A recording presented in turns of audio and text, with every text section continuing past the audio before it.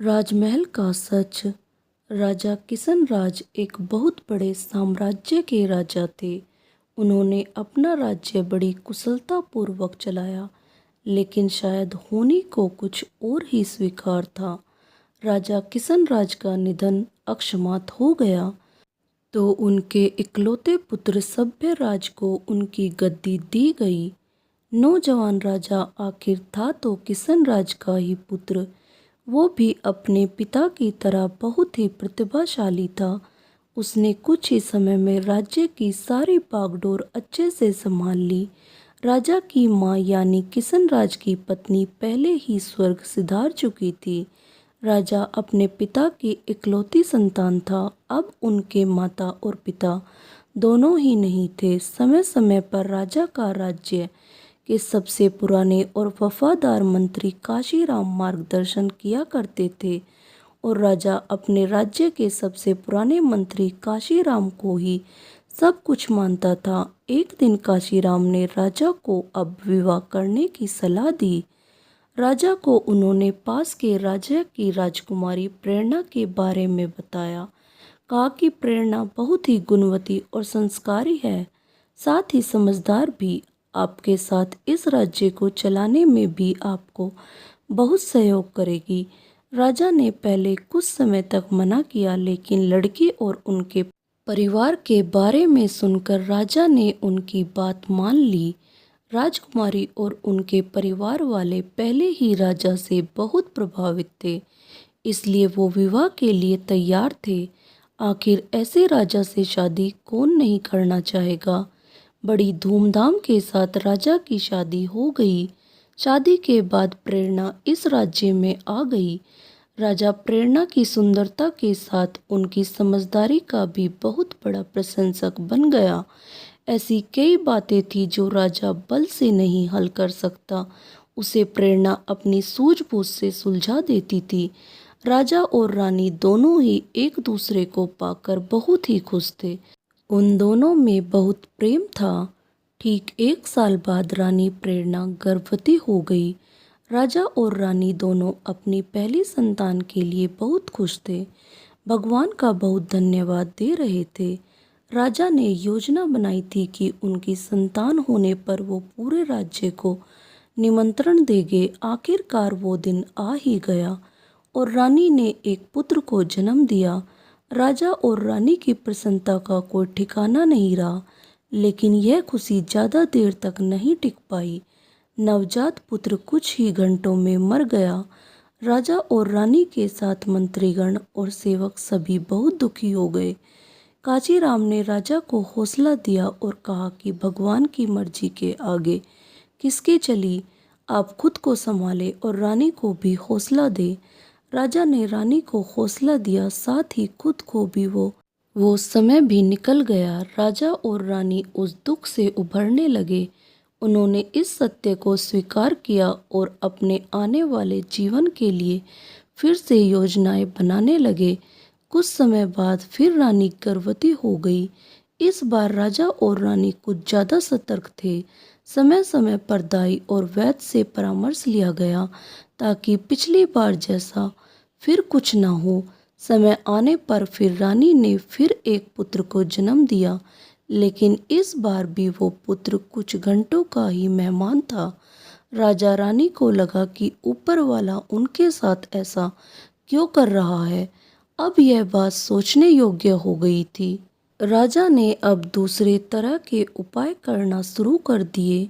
सब कुछ होते हुए भी राजा के राजमहल में एक अलग खालीपन था। विरोधी राजा और शत्रुओं ने राजा की इस अवस्था का लाभ उठाकर राज्य पर हमला करना शुरू कर दिए। अपने निजी जीवन में इस परेशानी का अभाव कई बातों पर पड़ा। राजा अपना कुछ राज्य हार गया। राज्य की जनता का भी राजा पर से विश्वास कम होता जा रहा था। बातें थी कि जो अपनी संतान नहीं बचा पा रहा है, लगता नहीं वो राज्य को बचा पाएगा। इन सारी समस्याओं के बीच रानी प्रेरणा अपने प्रयासों में लगी हुई थी।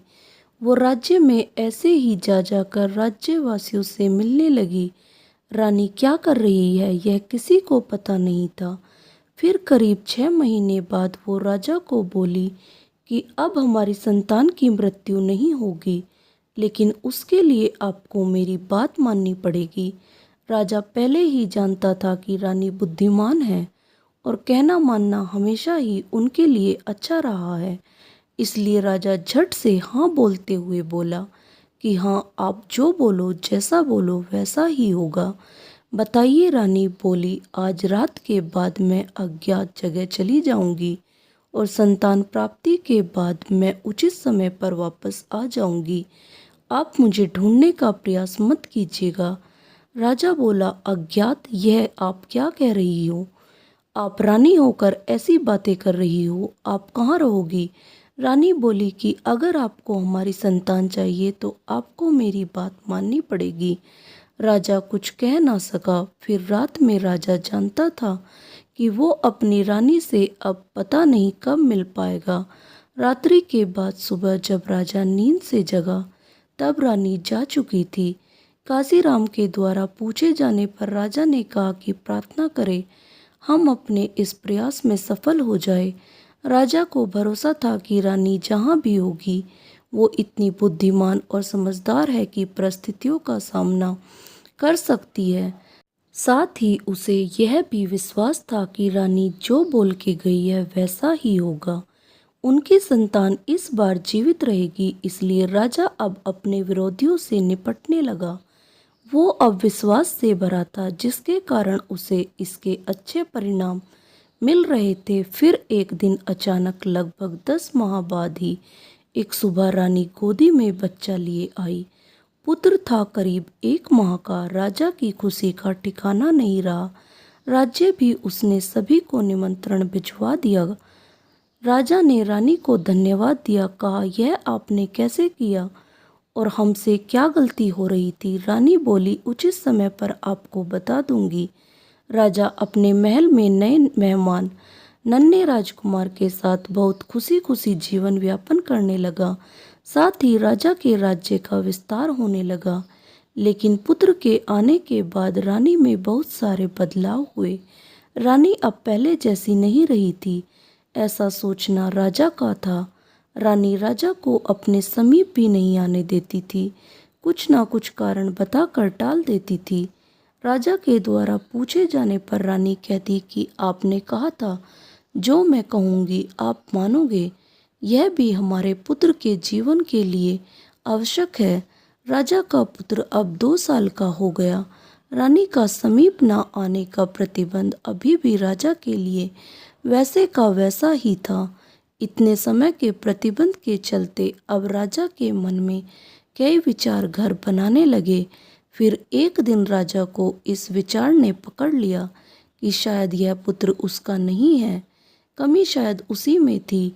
रानी को यह पता चल गया, इसलिए रानी अब उसे अपने पास नहीं आने देती। अब उसे यह विचार हमेशा सताने लगा। अब हर बात और हंसने में वो अपने आप को अपमानित मान रहा था।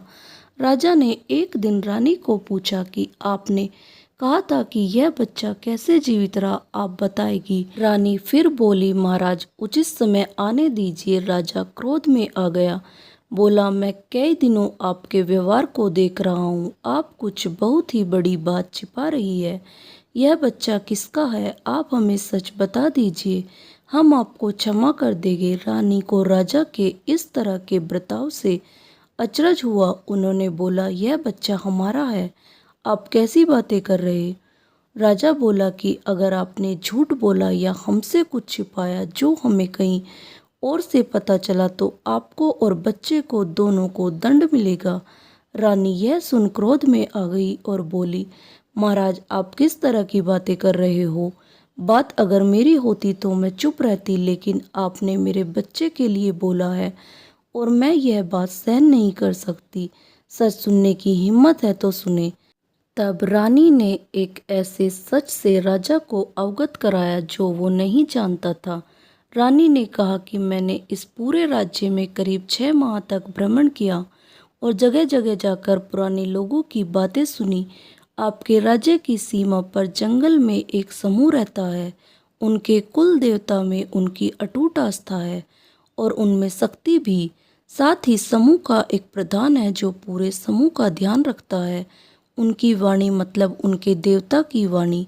जब आप 1 वर्ष के थे तब आपके पिताजी और माता के साथ एक दिन यात्रा पर गए। बग्घी से यात्रा करते समय उस समूह की एक महिला जो गर्भवती थी बग्घी से टकराकर मृत्यु को प्राप्त हो गई, जिसके परिणाम स्वरूप उन्हें प्रधान ने श्राप दिया कि अब से उनका वंश आगे नहीं बढ़ेगा। इसी वजह से आप भी अपने पिता के इकलौती संतान हैं और इसी कारण हमारी नहीं बच पा रही थी। आपके यहाँ से जाने के बाद मैं वहाँ उन लोगों के साथ रही। शुरू में उन लोगों का मुझ पर क्रोध था, लेकिन फिर वो मेरी आस्था देखकर पिघलने लगे। मैंने देवता से प्रार्थना याचना की, लेकिन एक बार तीर कमान से निकल गया तो वापस नहीं आता। हमारी संतान फिर पैदा होते ही चली गई। फिर राजा पूछता है, तो यह बच्चा किसका है? मेरे समय के साथ ही वहाँ एक और स्त्री भी गर्भवती थी। उनकी संतान भी उसी समय हुई। हमारी संतान के फिर चले जाने में उनके देवता के आगे संतान को लेकर जोर जोर से रोने लगी। तभी वो सारे समूहवासी इस बच्चे को मुझे देने आ गए और मेरे आगे घुटने टेक कर मुझे समर्पित कर दिया। उनकी आंखों में मेरे लिए प्यार था, दया थी, हाथ में बच्चा था। बस मुझे लगा कि अब हमें क्षमा मिल गई। नवजात को मैं कुछ दिन वहाँ रहने के बाद ले आई। आप अपना बच्चा ना होने से कितने दुखी थे। उन लोगों की दया और महानता देखो, एक राजा को उन्होंने अपना बच्चा दे दिया, वो भी उस राजा के पुत्र को जिसने उन्हें चोट पहुंचाई थी। मुझे लगा इस बच्चे को जीवन भर अपना स्नेह न ही हमारा प्रायश्चित है। राजा यह सब सुनकर कुछ बोलने लायक नहीं रहा, खुद को कोसने लगा। बोला, मैं तो आपके क्षमा के लायक भी नहीं हूँ। आपने परिवार के इस श्राप का पता मुझे नहीं लगा। आपने इतनी तपस्या की, मैंने आपसे विवाह करके आपके साथ अच्छा नहीं किया, मुझे क्षमा करें।